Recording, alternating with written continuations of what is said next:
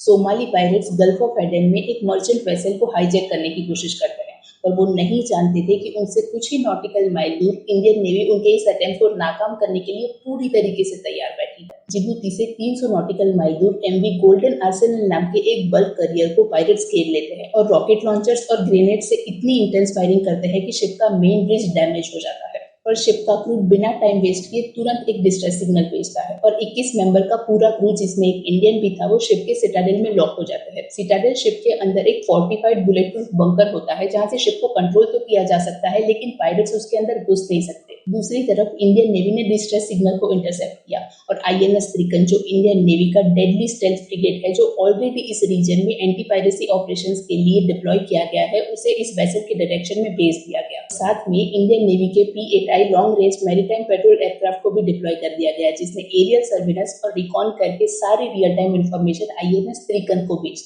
आसमान और समुद्र दोनों जगह इंडियन नेवी का बढ़ता हुआ दबदबा देखकर पायरेट समझ गए थे कि अब उनका गेम खत्म है। आईएनएस त्रिकन के वहां पहुंचने से पहले ही पायरेट्स वो शिप छोड़कर भाग चुके थे, जिसके बाद इंडियन नेवी के मरीन कमांडोज ने इस वेसल का एक एक एरिया सर्च और सैनिटाइज किया और ये इंश्योर किया कि शिप पे कोई भी पायरेट या एक्सप्लोजिव प्रेजेंट ना हो।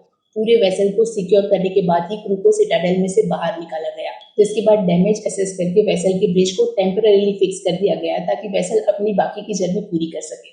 इंडियन नेवी ने एक बार फिर से दिखा दिया कि इंडियन ओशन रीजन में दुनिया के one of the busiest maritime trade routes को सिक्योर करने के लिए वो पूरी तरीके से कमिटेड है। जय हिंद।